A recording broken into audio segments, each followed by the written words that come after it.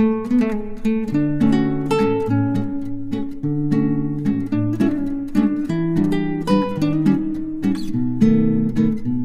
दीवान नाम है बेहिसाब धन, वैभव, प्रतिष्ठा का। हैंडसम, जवान, दिलकश फिर भी अकेला।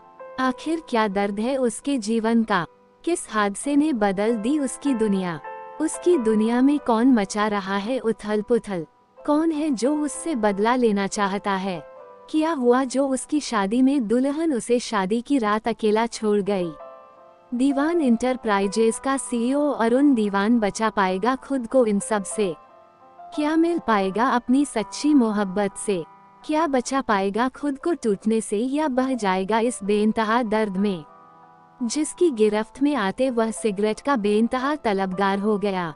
जानने के लिए सुनते रहे बेइंतहा मोहब्बत, नफरत, बदले, जुनून की कहानी। परिचय। एक नई शुरुआत, एक नया सफर, चलेंगे साथ मेरे हमकदम। कहानियों के महासागर से एक मोती और लेकर फिर एक बार आपके सामने उपस्थित हूँ। इस नए अध्याय को लिखने को बहुत उत्साहित हूँ, क्योंकि ये कहानी भी हमनवा की तरह बहुत साल पहले मेरे दिमाग में अंकुरित हो चुकी थी। बस मौका चाहिए था इसे आपसे शेयर करने का। तो क्या मेरे साथ एक नए सफर में चलने को तैयार है आप? जैसा कि आपको पता है, सस्पेंस के बिना तो मेरी कोई कहानी अपना पड़ाव पार नहीं करती। इस बार सस्पेंस, प्रेम कहानी के साथ डूबने को मिलेगा मर्डर मिस्ट्री में। तो अपने दिमागी घोड़े को ताज़ी घास खिलाकर तैयार रखिएगा। अब की कुछ अलग होगा नायक, क्योंकि हर बार नायक लेखक नहीं चुनता, कभी कभी कहानी भी अपना नायक खुद चुन लेती है। अरुण दीवान से बेइंतहा सफर इश्क का।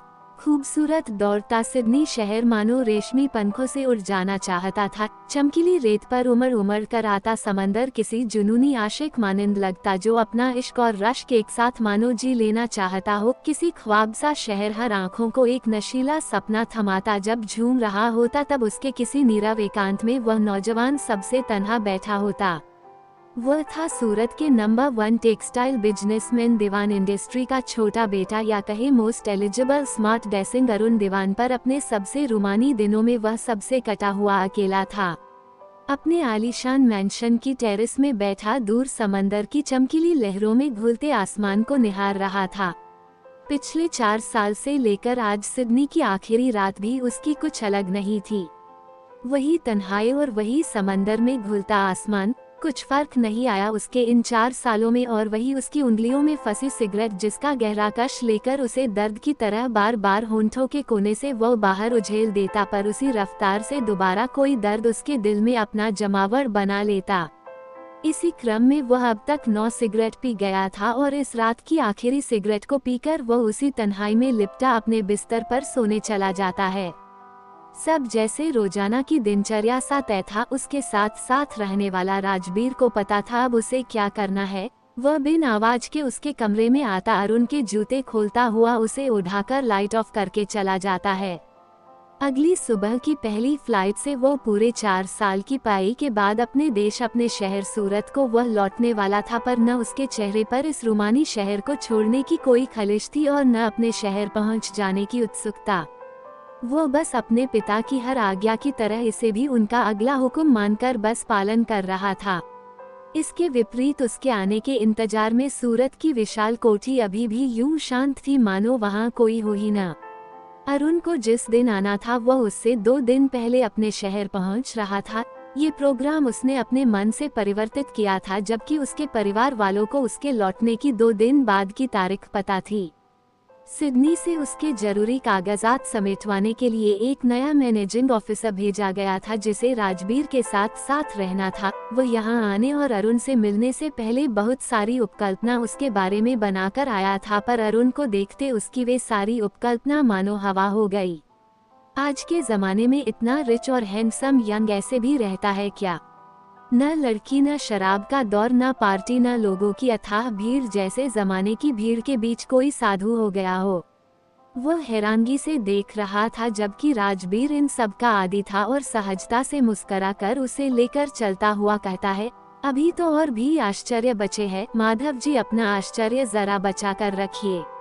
हाँ, लग तो यही रहा है। आखिर इन्हें परेशानी क्या है? सभी कुछ तो है इनके पास, फिर ये अकेलापन और तन्हाई किस बात की? इनके तो आसपास लड़कियों की भीड़ नजर आती, बस एक बार नजर उठाकर इशारा तो करते, फिर ऐसा क्यों? यही बात तो हमारे छोटे सरकार की उन्हें सबसे अलग करती है। इस 4 सालों में पढ़ाई के लिए आते ऐसे नौजवान यहाँ जाने कितनी रंगरेलियां मनाते, पर हमारे छोटे सरकार तो किसी लड़की की ओर नजर उठाकर देखते भी नहीं। बस एक गलत आदत के अलावा कोई ऐब नहीं मिलेगा उनमें।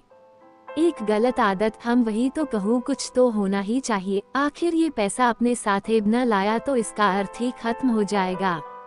अब की माधव राजबीर की बातों पर दिलचस्पी लेता हुआ कहता है, सिगरेट पीना पता नहीं क्या जुनून है इसे लेकर, देखकर मन मेरा जलता है, पर जानता हूँ वे इसके बिना नहीं रह सकते, इसलिए कुछ भी हो जाए लेकिन उनकी सिगरेट का इंतजाम मुझे हर जगह रखना पड़ता है। बस यही एक ऐब है जिसे देखकर मन दुखी होता है।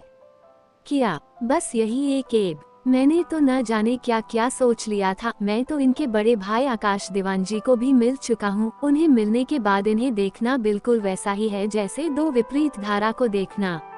हाँ तो सही ही है, वे जमी आसमान से विपरीत है, इसलिए वे अपने परिवार में अनोखे हैं। यही देख लो, आज से 2 दिन बाद भारत जाना था पर कल जा रहे हैं। पता है क्यों?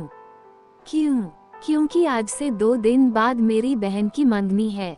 मैं कुछ समझा नहीं, तुम्हारी बहन की मंगनी से उनका जाने का क्या संबंध?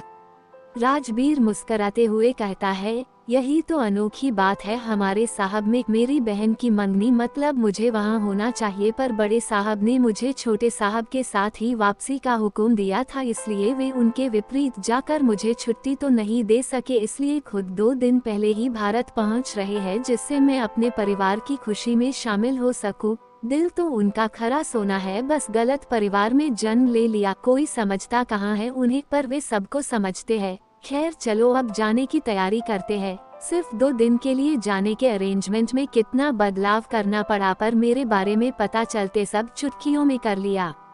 हाँ तो तुम उनके साथ साई की तरह रहते हो ना? देखते जाओ, धीरे धीरे सब पता चल जाएगा। हीरा अपनी चमक सिर्फ जुड़े रहने के लिए कहानी को लाइक करे, सब्सक्राइब करे और अपने दोस्तों से साझा